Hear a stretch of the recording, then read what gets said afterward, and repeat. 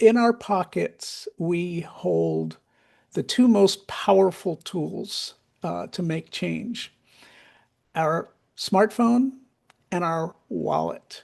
I use this example when talking about seafood, but it can apply to other things like fast fashion and how we spend our money. There's an app called, it's from the Monterey Bay Aquarium. I forget the name. Sustainable seafood, right? Yeah, it's the Sustainable Update Seafood it app. regularly. So if you're in a restaurant and you look up that they're serving an unsustainable fish, you need to tell your server, I'm not buying that. That's right. And if enough people do that, the chef will hear about it, the manager will hear about it, the supplier will hear about it. That's, Mhm. money speaks. The decisions that are made about the environment all, sadly, we're playing on a playing field of economics. Ethics don't tend to work.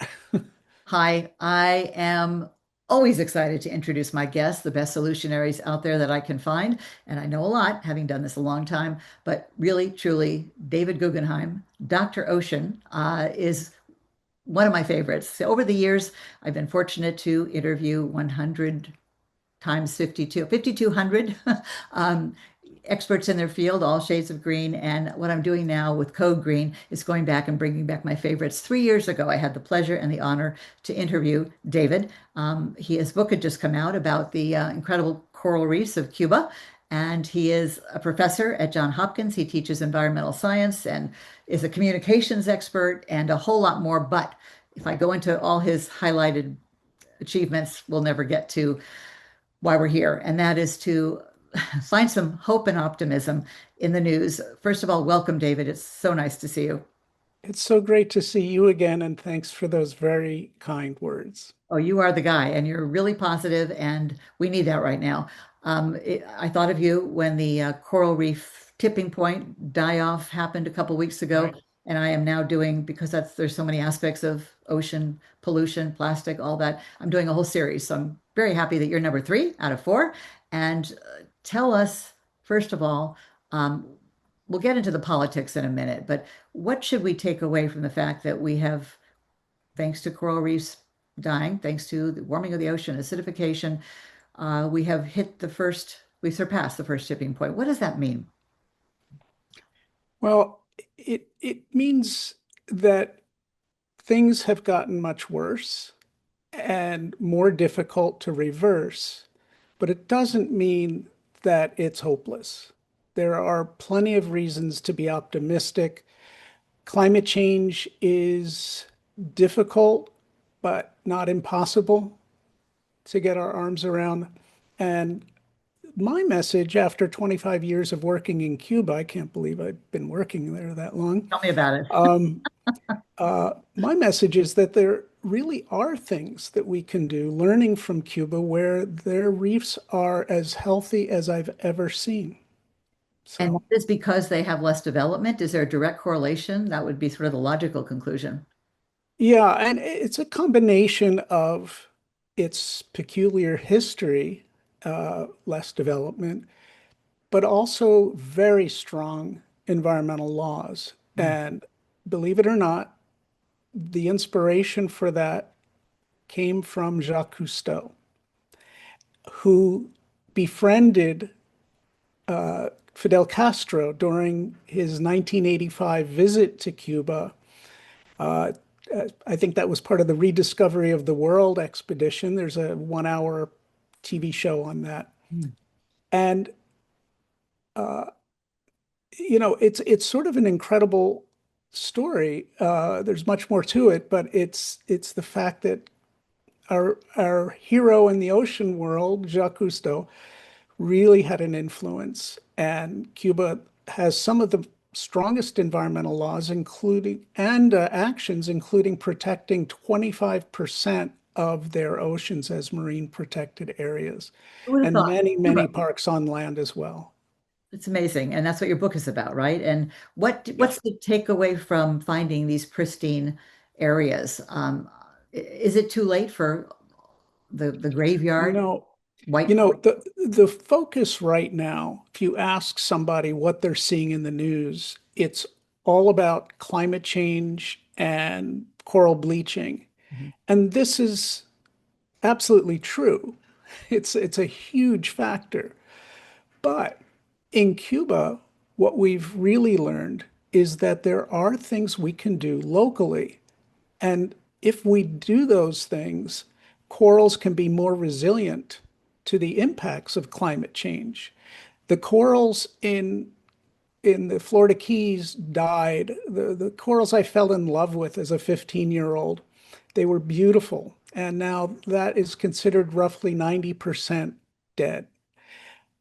90 miles away, there are healthy reefs. Those reefs are sitting in the same hot water as the ones in the Florida Keys. It has to do with things like nutrient pollution, fertilizers coming down the Mississippi, coming off the Everglades from the Everglades agricultural areas, which stimulates the bloom of algae, which smothers the reefs. And we're also taking too many fish out of the ocean. Fish are not, we think of them as corn or wheat that we harvest. They have jobs to do. They're part of the fabric of the ecosystem, and one of those jobs is to eat that algae. And Mm. one other factor, I mean, there's many others, sedimentation and overfishing, but another one is the fact that it just sort of complicates things. That in 1983, there was what scientist Nancy Knowlton, great coral reef scientist from Smithsonian, she calls the largest underwater pandemic in recorded history, which was the almost near extinction of the black spiny sea urchin, Diadema. And at night they go and munch on algae on the coral reefs. Now they are coming back, but very, very slowly. But it took out about 90% of the population, and that sort of set the stage for the decline of coral reefs Caribbean wide. They think it was a virus that came in the bilge of a ship through the Panama Canal and actually started Mm. at the mouth of the Panama Canal. Bottom line, corals hate everything we do. They really do. I call them the princess, princess and the pea. They'll feel it. And but the good news is if we can reduce fertilizer running into our waters and stop this algae growth, if we can stop overfishing, if we can do all these other local things, sedimentation, shoreline development, we can give corals a chance. Is that starting to happen? Because in this moment, it seems like we're going in the wrong direction. We'll get to that in just a moment. But can coral be reborn? I know there's some geoengineering experiments being done. How realistic are they? What's the best we can hope for where the coral has died, the reefs have died? Well, two thoughts on that. One is there's good work being done with selective breeding so that you are breeding corals to better withstand the heat. There are also, many people have seen these images of underwater coral nurseries. They're actually doing that in Cuba as well, to replant corals. If the coral's the same and you're putting it back in the same place where the conditions aren't favorable, it may be kind of a futile effort. But in some cases, it is definitely working, and that's another place where we could. They're also using CRISPR, the basically the gene editor, to try to this becomes a genetically modified organism, but it might be the one of the keys to its survival, corals. The other thought is we're in a process of triage right now. We just can't save everything. There's a 2018 paper that looks at the 50 areas around the world with the best chance of survival. These are coral reef areas. Many of them are in the Indo-Pacific, but Cuba's waters represent 10% of those areas, 5 out of the 50 lie in Cuban waters. Mm, But the idea of this triage is you rescue the reefs that are the healthiest and can repopulate other reefs downstream if they die. mm. Uh, I I know from Julie Burwald, who I recently interviewed also, who was the other person I know who wrote the book on coral, in addition to you. yeah, She said that a lot, at least a lot of money has been poured in. I guess there are a couple of philanthropic donors who love coral. And is that making a difference? yeah, absolutely. And it's great that the community, the private funding from foundations, family foundations, and so on have stepped up because, especially in the Trump 2.0 environment where all of these very important grants and granting agencies, NOAA has grants for coral reef protection, for example. I don't know what's left of NOAA at this point, but it's scary. And so the NGOs are really, we have to depend on them as one of the most important mechanisms to protect our reefs. And some of these efforts are huge, which is fantastic. And then they need to start supporting independent green media since corporate media, the networks are not doing their job. But don't get me started on that. But let's do stop and talk about this political moment. You mentioned that as a professor, you've had to change your course just since Trump has been in office the second time.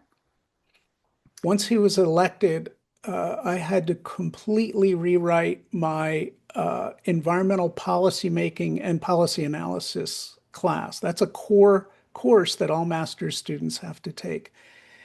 After he came into office, I had to rewrite it again because of all of those executive orders that impact the environment.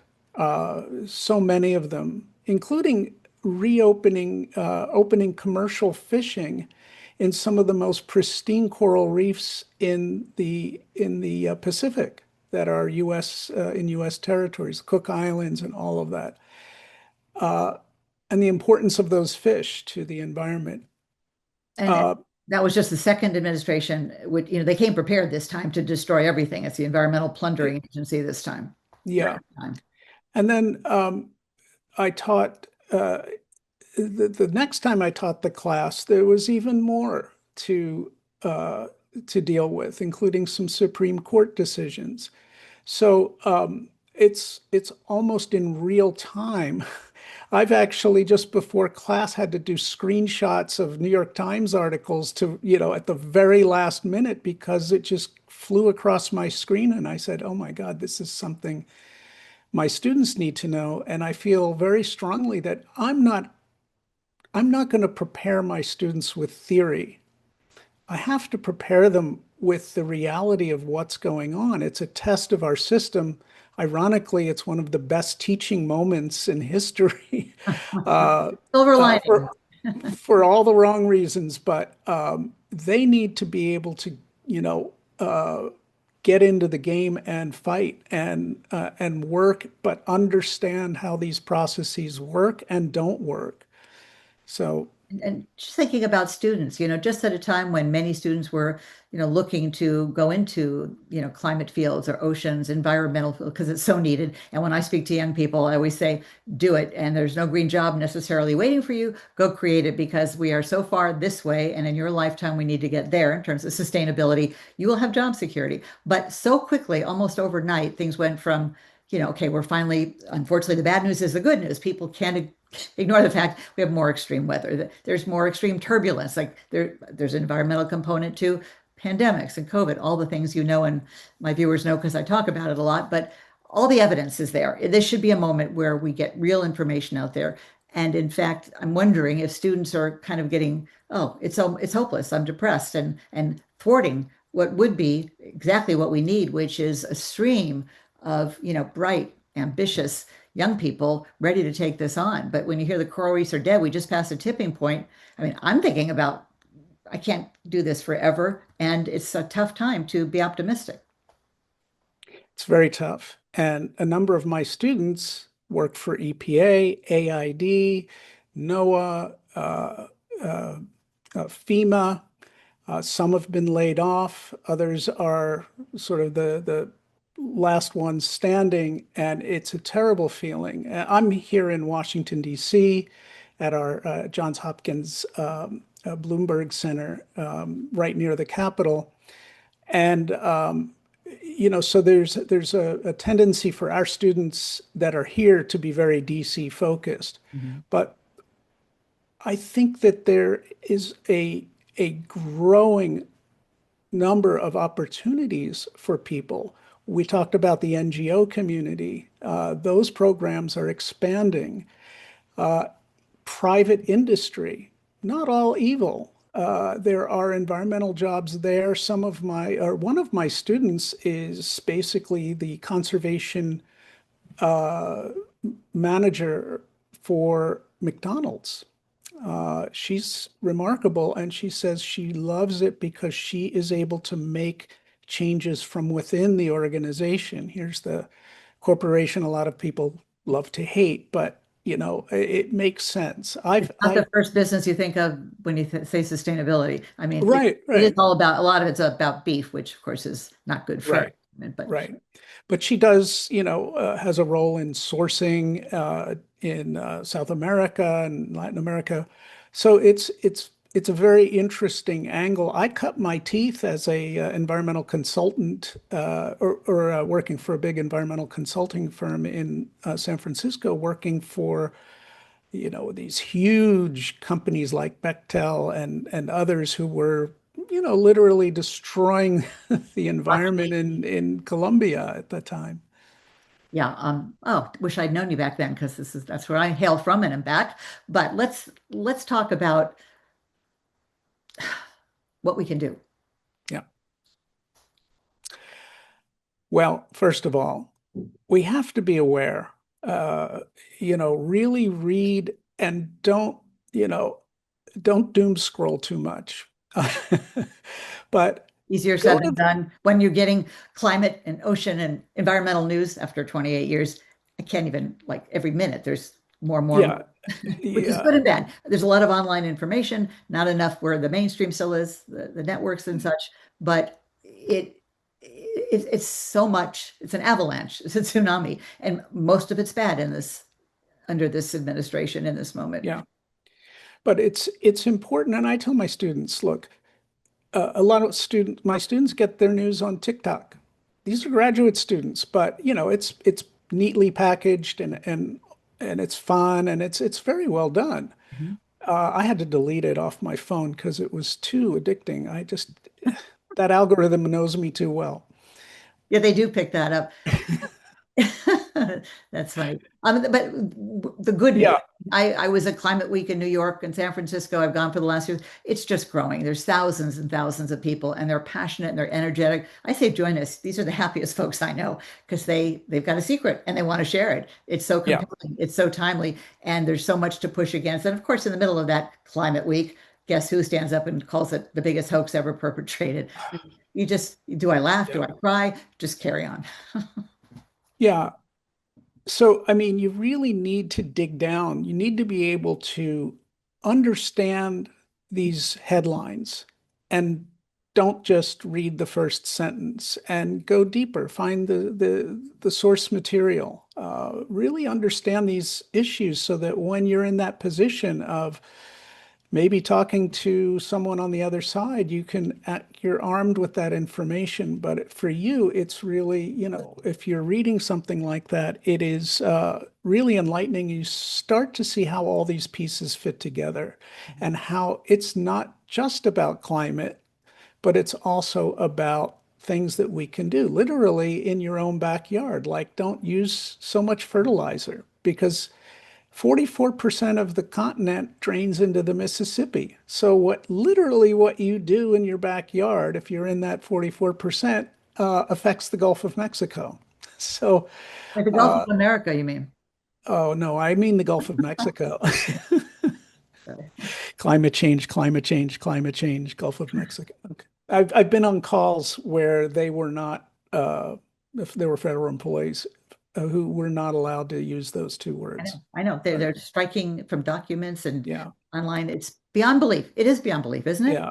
It really is. It's whatever can go wrong is going going wrong, and That's it's it, exactly the wrong moment. This is the 11th hour, yeah. which most Americans are totally unaware of the fact that it's so dire and The urgent. other thing that I find hope in is, we're so focused on the federal government, but there's a lot we can do locally. I mean, besides the fertilizer thing, there is a coalition of governors, both Republican and Democratic, working together across party lines on climate.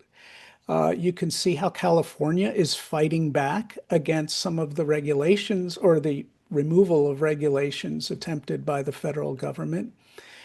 And there are cities who are working against climate change or working on solutions. So ultimately, that's where the rubber meets the road, what we do in our communities. And there's a lot we can do locally. And there's a lot we can do. I'm sorry, go ahead. No, no, you go ahead. Sorry. I was going to say, and there's a lot we can do individually. And I'll add one more thing to that list. In our pockets, we hold the two most powerful tools to make change: our smartphone and our wallet. And I use this example when talking about seafood, but it can apply to other things like fast fashion and how we spend our money. Fashion, by the way, is fast fashion is responsible for up to 10% of global greenhouse gas emissions. It's huge. Mm. But there's an app called Yikes. It's from the Monterey Bay Aquarium. I Oh, forget oh, the name. sustainable seafood, right? Yeah, yeah, it's the Sustainable Seafood Updated app. regularly. So if you're in a restaurant uh, and you look up that they're serving an unsustainable fish, you need to tell your server, I'm not buying that. That's right. And if enough people do that, the chef will hear about it, the manager will hear about it, the supplier will hear about it. That's, Mhm. money speaks. We're in the decisions that are made about the environment all, sadly, we're playing on a playing field of economics. You know, ethics don't tend to work. I ask where the fish is from. Is it farmed or is it wild? I don't Good. eat farm fish. I'm kind of embarrassed to say I do eat seafood. Don't eat red meat anymore. Barely chicken, chicken soup if somebody in my family's sick, like my husband right now. Can't help it. I'm Jewish grandmother. But what would you, I'm suspecting you don't eat fish, but what do you tell your students about No, that? I Are actually you do fishing eat out some to of my sea? clients, Mhm. but I do eat seafood, but not much. And it has to be sustainable. I eat much lower on the food chain, and I have a childhood passion for shellfish, so Me too, I even. grew up with that. But uh, uh, it's very complicated. I always, when I'm, traveling around the country and giving talks, I'm always asked about seafood. And I say, well, it's complicated. And that's why you really need an app. For example, if you're asking about wild caught salmon in Alaska, it depends on which population, which subpopulation, which river they're caught in because, and the problem is in the store, they may not be labeled. You just see this salmon and you have no idea where it comes from. You might know a little bit of information, but it is really hard as a consumer. Mhm, So that's why I say ask lots of annoying questions. mhm. Ask the people, go up the chain, and if we're all doing that, you know, they're going to sell us what we want. Yeah, be louder, speak up. I say we all have to be ambassadors. You don't need Yes. climate science, credentials. This is, as I say, only for those who eat, breathe, or drink. Everybody else doesn't apply to you. Yeah, Right. there's salmon everywhere, and it's so delicious. And, because we're told it's so healthy, omegas and all that, most people I know eat salmon like twice, three times a week. Are we running out of salmon? I feel bad for them. Well, in some places we are. What's really exciting, for example, on the Klamath River recently, there was a great New York Times article about this. They removed the dams, and already the salmon have found their way back up the river. So that's a great example of how we're bringing them back and restoring those populations. But we've definitely depressed those populations. Now, British Columbia, as well as Chile, have huge salmon net pens. They're grow out cages, basically, floating in the water. And it's been proven, there have been scientific articles that they are passing disease on to the wild populations, a lot of contamination, a lot of organic material, again, nutrient pollution. Fish poop, And, basically. and so that's not sustainable at all. But for a number of years, I was working uh, on sustainable aquaculture projects. I went to Malaysia and Denmark and saw these amazing recirculating aquaculture systems where the fish are basically living in a a water treatment facility. The water is recirculated. 99.9% of the water is, recirculated just a little bit to evaporation. And you could put these anywhere.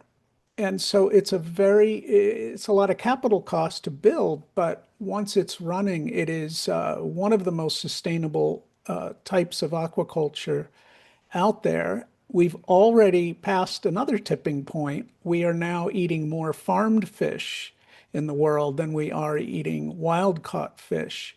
A lot of that in China. But unfortunately, not all of the aquaculture methods are closed circuit. They're open circuit. They are having an impact.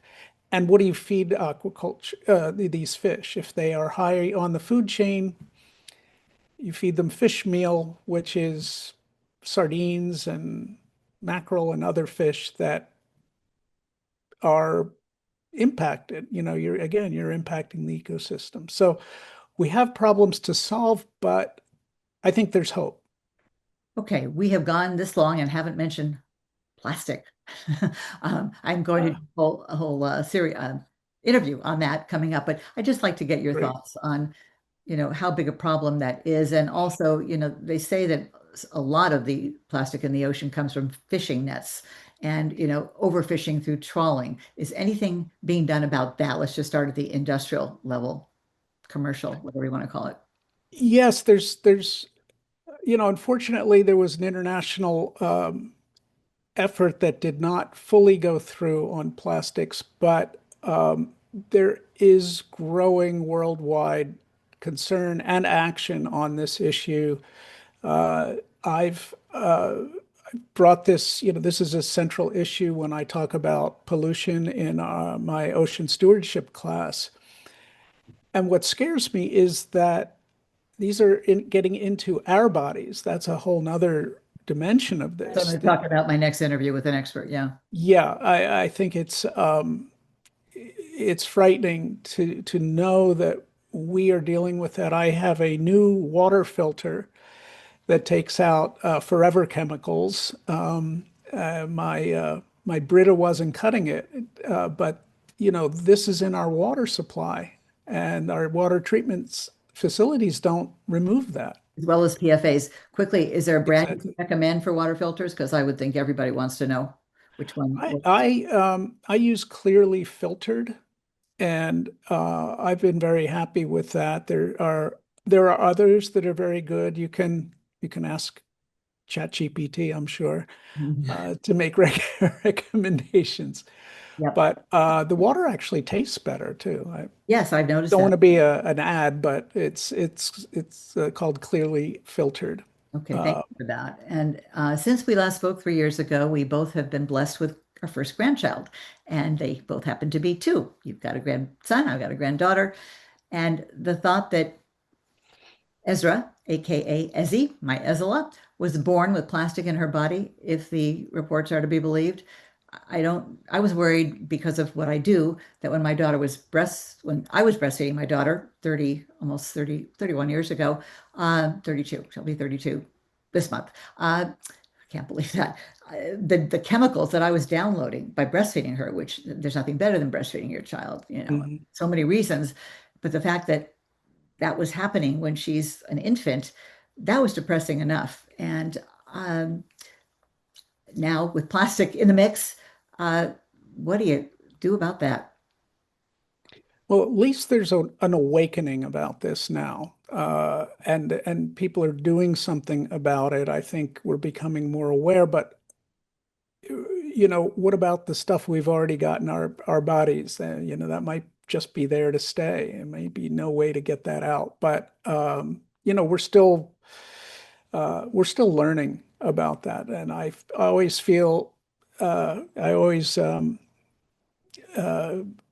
promote the uh, uh, like, my goodness, precautionary principle. Oh, yeah, that would be good. Basically Doing the opposite. the Yeah. lack of certainty is not an excuse for inaction. It's, basically saying be safe, safer than sorry. I've been wasting Whatever. sparring with a climate denier, dismisser, whatever. I don't know why, but I just like can't let them have the last word.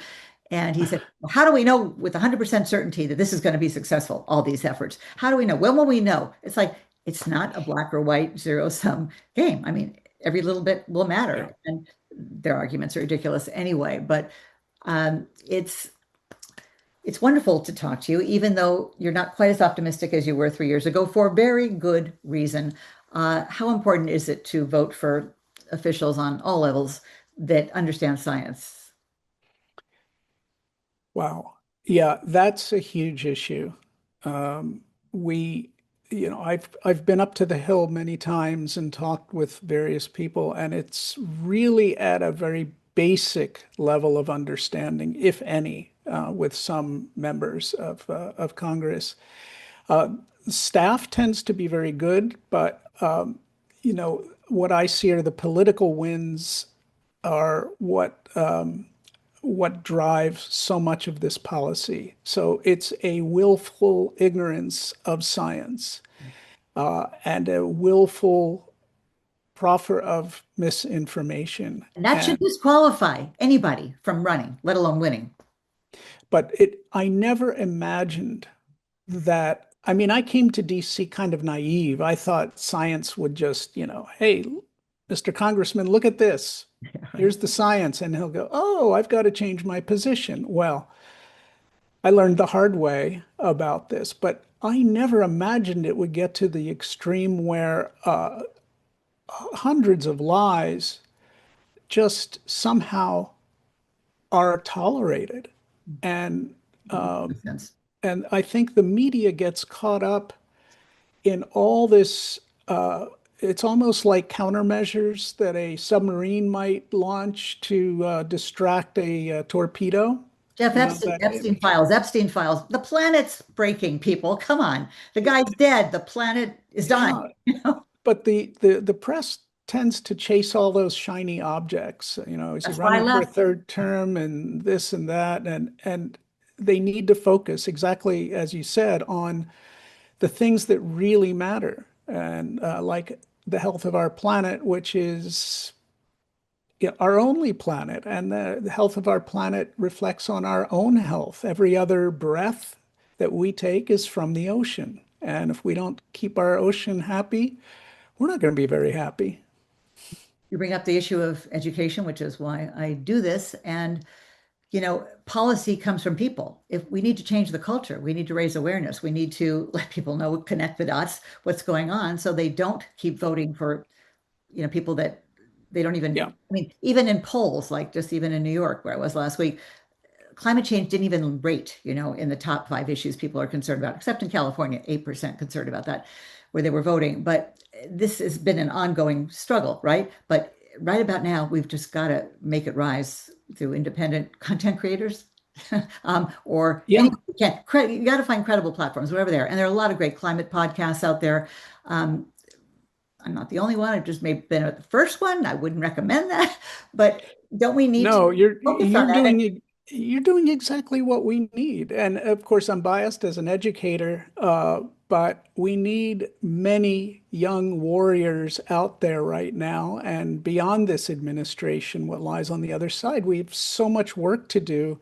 And I'm very positive about the future when I look into the eyes of my students. They're ready to go. They're ready to fight. And in fact, if you want to go to get a master's in environmental science and policy or energy policy and to John climate, Hopkins, you'll get to hear this every day. Johns Hopkins, we can do it remotely, but talk to me. Send me something and we'll talk. I'll tell you about the program. But I mean, that's That happens. really, I mean, that's very self-promoting, but at the I, same time, it it's a is cause. It's not about us. It's a greater cause. You're exactly, yeah. good, for sure. Um, but that's what really gives me hope is that the next generation, so to speak, of leaders, they get it. Yeah, they do. They understand they're learning from this mess that we're in right now. They're learning about what went wrong, and hopefully we'll know now how to right the boat, Yeah, how to make they're it getting what it. went right.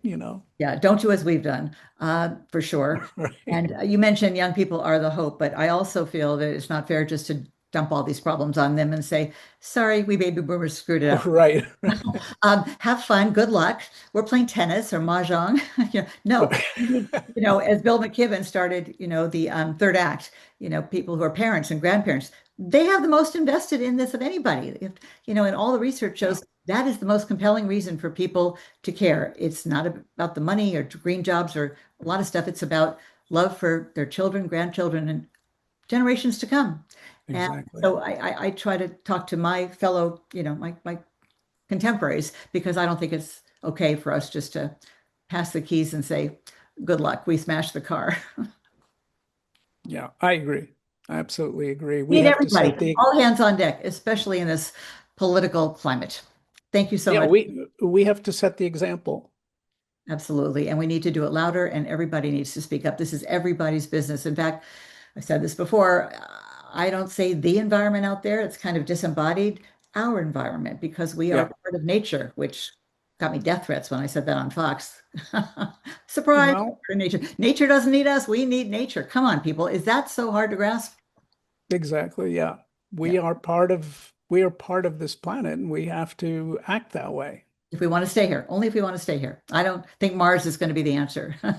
Thanks. I'd love to walk around on Mars. I'd love to see us reach Mars, but not to colonize it, to learn about it. I'd love Uh, to send a couple of people on a one-way trip to Mars.